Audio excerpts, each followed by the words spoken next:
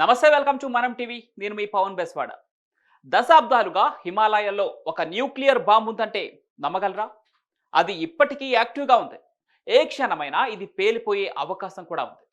అదే జరిగితే భారతదేశానికి చాలా ప్రమాదం. ఎన్నో ఏళ్లుగా ఈ బాంబు కోసం వెతుకుతున్నారు, కానీ అది దొరకటం లేదు.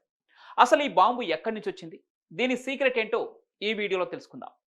1962లో భారత్ చైనా యుద్ధం తర్వాత చైనా చేస్తున్న ప్రతి ప్రయోగాన్ని భారత్ గమనించాల్సి అవసరం ఏర్పడింది. అప్పుడే చైనా తూర్పు టిబెట్లో అణుప్రయోగాలు చేస్తున్నట్లు సమాచారం వచ్చింది. వెంటనే భారత్ అమెరికాతో కలిసి ఒక ప్లాన్ వేసింది. చైనా ప్రయోగాలను గమనించేందుకు హిమాలయాల్లో ఉన్న నందాదేవి పర్వత శిఖరంపై ఓ న్యూక్లియర్ పవర్డ్ ట్రాకింగ్ పరికరం పెట్టాలని డిసైడ్ అయ్యారు. ఇది రియల్ న్యూక్లియర్ పరికరం.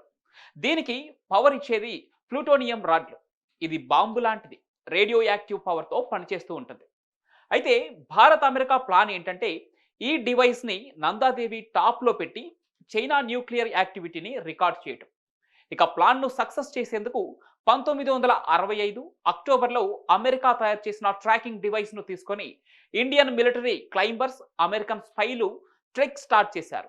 దాదాపు 20 కిలోల బరువున్న ఈ డివైస్ని మోసుకుంటూ మంచు గుండా రాళ్ల మీద చాలా దూరం నడిచారు. అప్పుడే ప్రకృతి తన ప్రతాపాన్ని చూపించింది. భీకరమైన మంచు తుఫానుతో క్లైంబర్స్ను చుట్టుముట్టేసింది.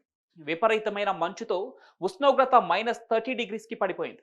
అప్పుడు ఆ టీం సముద్ర మట్టానికి దాదాపు 23,000 అడుగుల ఎత్తులో ఉంది. అంత ఎత్తులో మైనస్ ఉష్ణోగ్రతలో ఆ పరికరం మోసుకుంటూ ముందుకు వెళ్ళటం అసాధ్యం. ఇంకా చేసేది లేక తాత్కాలికంగా ఆ న్యూక్లియర్ పరికరాన్ని మంచులో దాచేశారు. తుఫాను తగ్గిన తర్వాత మళ్ళీ వచ్చి ఆ మిషన్ను పూర్తి చేద్దామనుకున్నారు.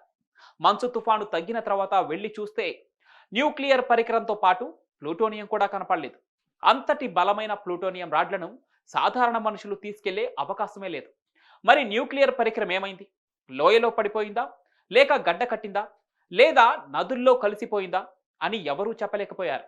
మళ్ళీ 1970లో ఇండియా, అమెరికా టీమ్స్ మళ్ళీ నందాదేవి పర్వతంలో వెతకటం మొదలుపెట్టాయి. నందాదేవి బేస్ క్యాంప్ నుంచి గంగా నది వరకు రేడియేషన్ టెస్టులు చేశారు. కొంత రేడియేషన్ ఆనవాళ్లు కనపడ్డాయి, కానీ డివైస్ మాత్రం ఎక్కడ ఉందో ఇప్పటికీ కనుక్కోలేకపోయారు. ఇక ఈ విషయాన్ని ఇటు భారత ప్రభుత్వం, అటు అమెరికా ప్రభుత్వం ప్రపంచానికి తెలియకుండా రహస్యంగా ఉంచాయి.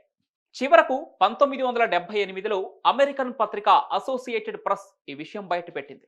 అంతే, ఒక్కసారిగా నందాదేవి పర్వతంలో ప్లూటోనియం రాడ్లు ఉన్నాయని, అవి ఎప్పుడు పేలినా పెద్ద విపత్తు జరిగే ప్రమాదం ఉందని ప్రపంచానికి తెలిసిపోయింది.